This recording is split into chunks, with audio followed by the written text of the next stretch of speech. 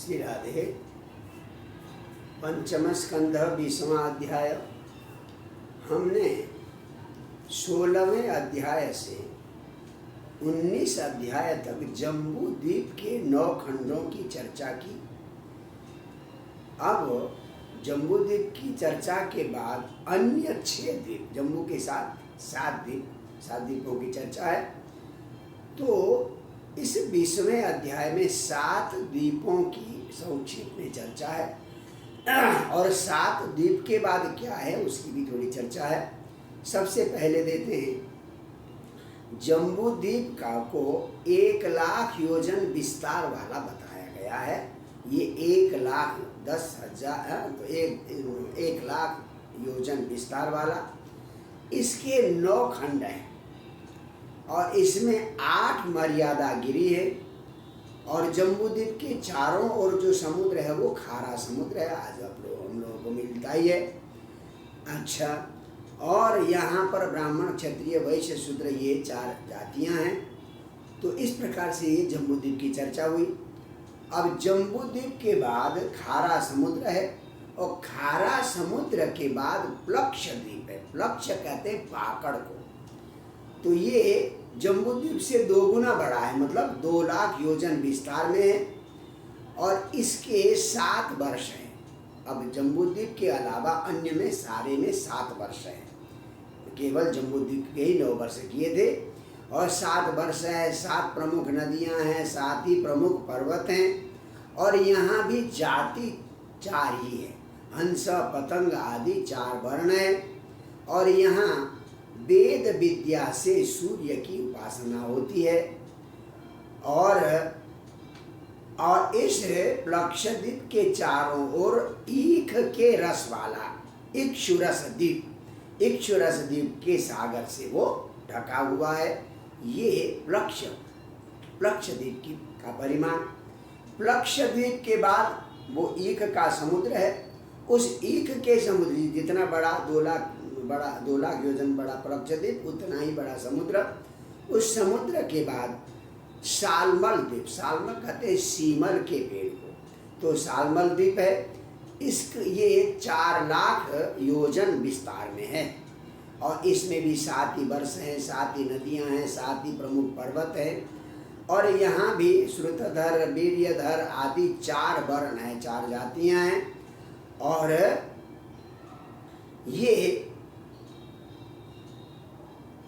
4,00,000 योजन बड़ा ही सुरोद, मतलब सुरा का समुद्र, सुरा मतलब शराब को कहते हैं, तो सुरा के समुद्र से बेष्टित है और यहाँ के लोग प्रायः चंद्रमा की पूजा करते हैं, ये भागवत के अनुसार। और उसके बाद यानी जो सुरोध यानी सुरा के समुद्र के बाद कुश द्वीप है। कुश एक झाड़ी है जिस जो काम में आती है, पूजा के काम में आती है। तो वो 8,00,000 योजन विस्तार में, प्रत्येक से डबल ये है। ये 8,00,000 योजन विस्तार में इसके भी 7 खंड, 7 पर्वत और 7 नदियां हैं और इसमें भी कुशल, कोविद आदि 4 वर्ण हैं कुशद्वीप में। और यहाँ मुख्य रूप से अग्नि की उपासना होती है और ये घृतोद घी के समुद्र से उतने ही बड़े, मतलब 8,00,000 योजन बड़े घी के समुद्र से ये घिरा हुआ है। उसके बाद 5वां नंबर आता है आपका क्रौंच द्वीप। क्रौंच एक पर्वत का नाम है और ऊपर के तो ये पेड़ों के नाम थे, यहाँ ये क्रौंच एक पर्वत का नाम है। ये 16,00,000 योजन विस्तार में है। क्रौंच नामक पर्वत के कारण इसका नाम हुआ। इसमें भी 7 वर्ष है, 7 नदी हैं, 7 पर्वत है। इसमें जल की पूजा विशेष रूप से होती है। पुरुष, ऋषभ आदि यहाँ भी 4 वर्ण हैं और 16,00,000 योजन बड़े क्षीरोद दूध के समुद्र से ये घिरा हुआ है। अब उसके बाद 6ठा है साकत द्वीप।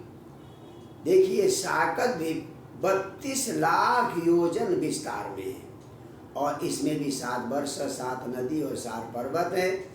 ऋतव्रत, सत्यव्रत आदि 4 इसमें वर्ण हैं और यहाँ पर सूर्य और वायु की प्रायः पूजा होती है। और ये दधिमंडोद यानी मट्ठे के समुद्र से ये घिरा हुआ है। तो अंतिम जो द्वीप है उसको पुष्कर द्वीप कहा है। पुष्कर कहते हैं कमल को। तो पुष्कर द्वीप है, ये 64 योजन विस्तार में है। इस पुष्कर द्वीप में एक पूर्व से पश्चिम की ओर मानसोत्तर पर्वत है, एक ही पर्वत है। इस प्रकार से पुष्कर द्वीप को पूर्वी और पश्चिमी 2 हिस्सों में बांटा, और सब तो जम्बूद्वीप के 9 हिस्से, अन्य द्वीपों के 7 हिस्से और पुष्कर के केवल 2 हिस्से माने हैं, पूर्वी भाग और पश्चिमी भाग। यहाँ ब्रह्म की सकाम पूजा होती है। और पुष्कर द्वीप के बाद मीठे पानी का समुद्र है, 64 लाख योजन का ही मीठे पानी का समुद्र है। तो ये भागवत के अनुसार इस प्रकार से 7 द्वीप की चर्चा है। अब भागवत के अनुसार 7 द्वीप के बाद मतलब मीठे समुद्र के बाद एक लोकालोक नाम का पर्वत है, और इस लोकालोक पर्वत के बाद पूरा अंधेरा है। कहते हैं सुमेरु और मानसोत्तर पर्वत की जितनी भूमि है उतनी ही खाली भूमि लोकालोक पर्वत के बाद है, और वहाँ बिल्कुल अंधेरा है। जब भगवान श्री कृष्ण अर्जुन को लेकर वो ब्राह्मण बालकों की रक्षा के लिए जाते हैं, तो लोकालोक पर्वत पार करके अपने सुदर्शन चक्र के प्रकाश में वो आगे चले जाते हैं उमा पुरुष के दर्शन करने के लिए। तो ये लोकालोक पर्वत के बाद वो एकदम अंधेरी भूमि है, वहाँ कभी सूर्य का प्रकाश नहीं पहुँचता, ये लिखा गया है। अच्छा, तो इस प्रकार से अंधेरा ही रहता है। तो ये भागवत के अनुसार वर्णन है। तो पूरी तरह से भूगोल का भागवत ने कहा है 50 करोड़ योजन में भूगोल का विस्तार है पूरे मिलाकर। अब आज के हिसाब से जो हम बात करें, एशिया, यूरोप, अफ्रीका, दक्षिण अमेरिका, अमेरिका, अटलांटिक आदि जो द्वीप है, महाद्वीप है, उनका ये स्वरूप तो नहीं है। तो इसलिए कुछ लोग इन कथाओं को, पौराणिक कथाओं को काल्पनिक कहते हैं, पर कुछ अनुसंधानों से पता चला कि ये काल्पनिक नहीं। जम्बूद्वीप का, कुशद्वीप का और शाक द्वीप का तो बिल्कुल यथार्थ वर्णन है। आज के युग में अनुसंधानकर्ताओं ने, पीएचडी करने वालों ने, खोज करने वालों ने ये पाया है कि जम्बूद्वीप का सही वर्णन है और शाक द्वीप का भी सही वर्णन है और कुशद्वीप का भी सही वर्णन है। थोड़ा सा आप विचार करते हैं कुशद्वीप का, तो कुशद्वीप आज का नूबिया नाम का जो देश है वो कुशद्वीप है, जहाँ से मिस्र देश में बहने वाली अफ्रीका की नील नदी का उद्गम है। नील नदी वो नूबिया से निकलती है, अफ्रीका से होती हुई बहती है। तो उसी को यहाँ पर कुशद्वीप कहा है। कुछ जाति के लोग यहाँ रहते हैं, इसलिए आज का नूबिया ही कुशद्वीप कहा जा सकता है। कुछ विद्वान इथोपिया को भी कुशद्वीप मानते हैं और कुछ मिस्र जो है, मिस्र देश का कुछ मध्य भाग है, वो भी कुशद्वीप के रूप में मानते हैं। तो इस प्रकार से कुशद्वीप की चर्चा भागवत में जो है वो आज भी यथार्थ रूप में है। अब आइए शाकद्वीप। शाकद्वीप को क्षीर सागर से घिरा हुआ बताया है, दूध के सागर से। तो ईरान की एक नदी का नाम है शीर, और वो उसका शुद्ध शब्द है क्षीर। तो वो वही शीर नदी ही क्षीर सागर है, ऐसा माना जा सकता है।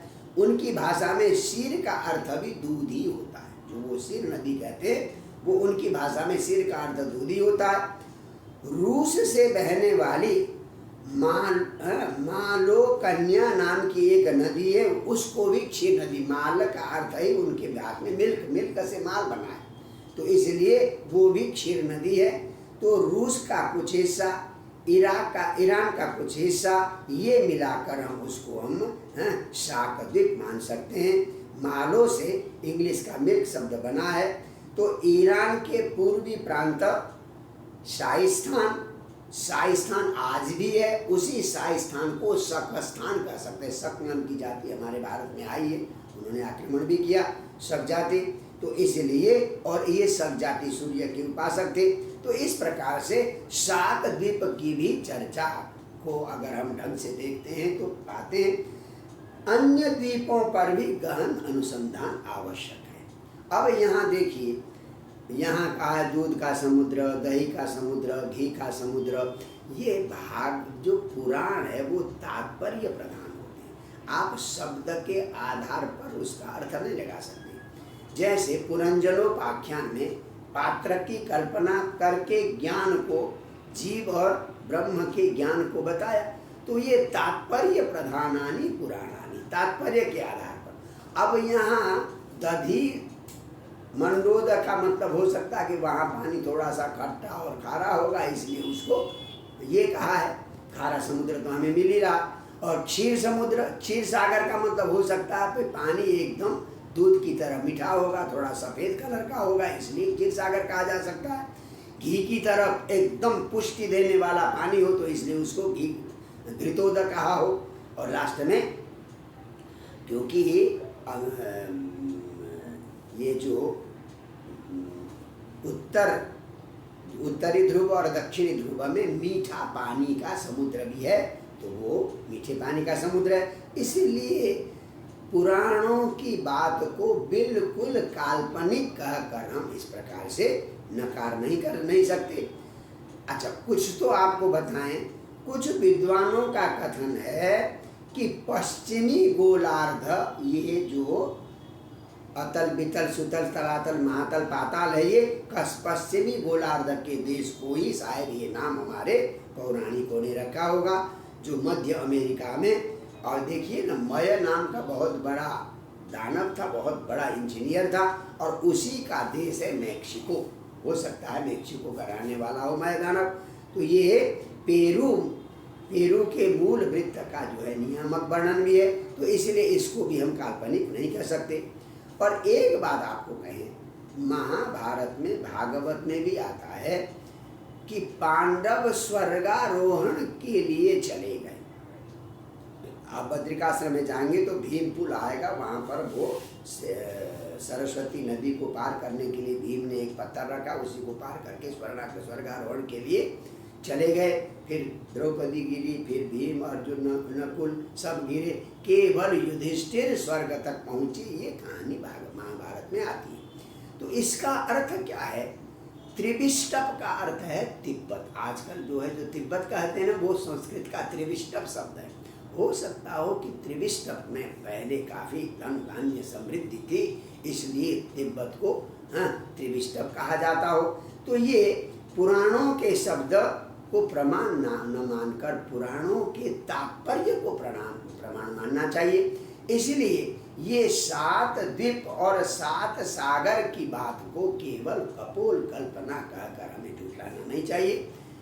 आज के हिसाब से, पुराने पुरातत्व के हिसाब से विचार करके इस पर काम करने की आवश्यकता है। आज इतना ही। जय जय श्री राधे।